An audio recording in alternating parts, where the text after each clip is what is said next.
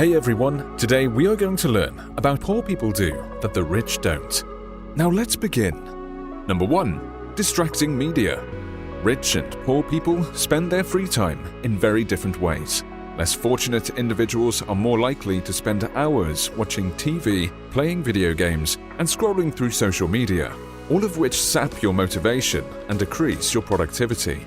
For many poor people, their free time is a chance to turn off their brains. But wealthier people don't view their free time in the same way. Instead of watching TV or playing video games, wealthier people are more likely to practice mentally restorative activities like reading and journaling. They don't want to turn off their brains, but inspire and energize their brains using educational and motivational habits. So why do rich and poor people spend their free time so differently? Access to educational and motivational resources is often limited for lower-income individuals. For example, many people below the poverty line cannot afford higher education, which decreases the odds of engaging with intellectual activities in their daily lives. This is only one of many factors that affect how people of different statuses use their free time. In other words, it's not as simple as poor people are lazy and rich people aren't. In fact, that's rarely ever the case. More often, wealthier people have access to educational and cultural resources that lead to healthier lifestyle choices. Less fortunate people, on the other hand, look for activities to fill their time and distract them from personal hardships, because in many cases, they are never taught anything different. Number 2. Financial comfort. Financial risk-taking is one major reason why many poor people stay poor, and many rich people get richer. Life is full of opportunities to find success, make money, and climb the social ladder. But each of those opportunities requires some degree of risk. Rich people are more likely to take those risks and reap the rewards, while poor people are more likely to stay in their comfort zones. At some level, it's a matter of grit and self-determination. Rich people are more willing to put their money on the line and take leaps into the unknown. But that's only part of the picture. Rich people are more likely to take big risks, but they also have a safety net to fall back on. It's much easier to take a financial risk when you know that one failure will not destroy your life. For example, if a rich person loses thousands of dollars on a bad investment, they may regret their losses, but their lifestyle will not be affected in any major way.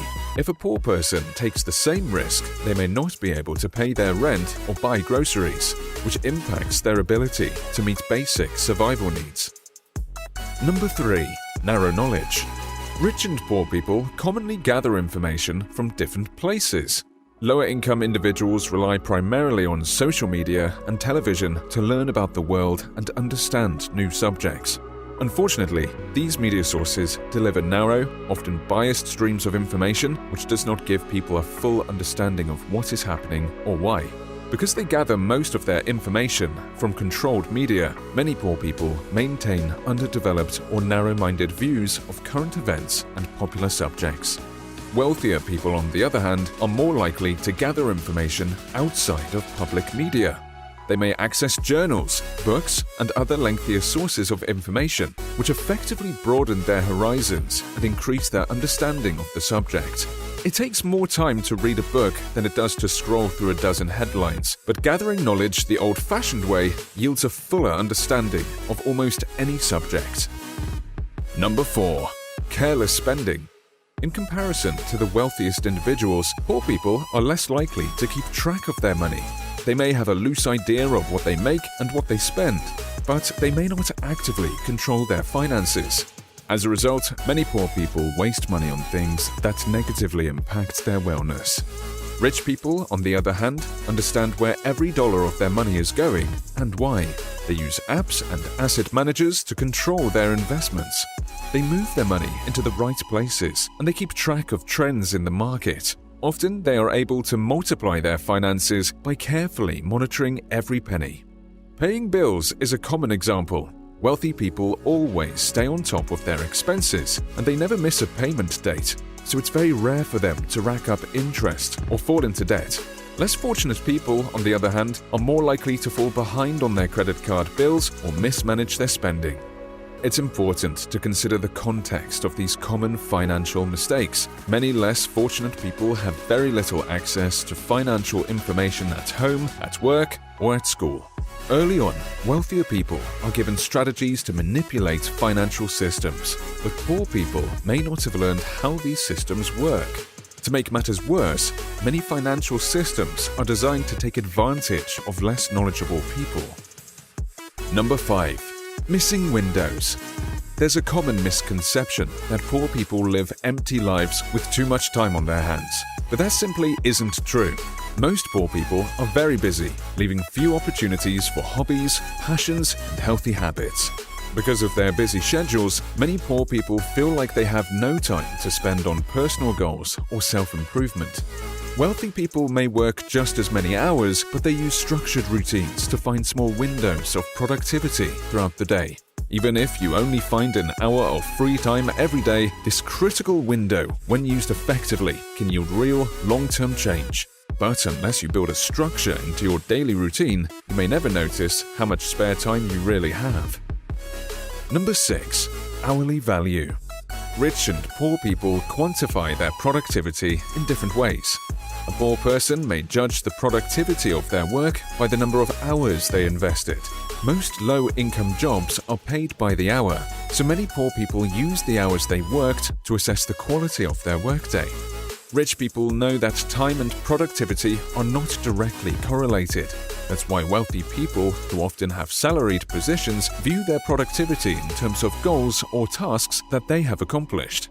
Instead of saying, "I worked 8 hours today," they might say, "I finished 2 projects," or "I met all my daily goals."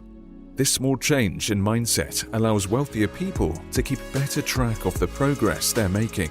Not only does it give them a clearer image of what they're doing, but it helps them figure out what they need to do next.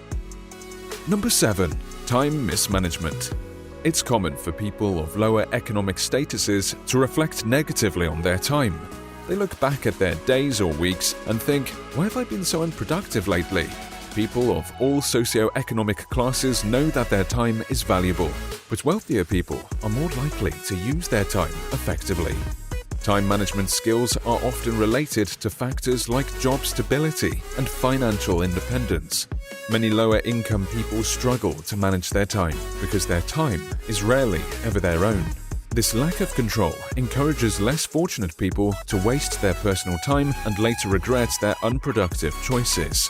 Wealthier people, on the other hand, spend less time regretting the hours they wasted and more time planning for the future.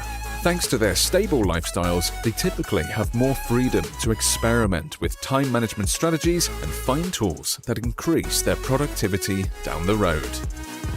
Thank you for watching. If you enjoyed this video, make sure you subscribe for more.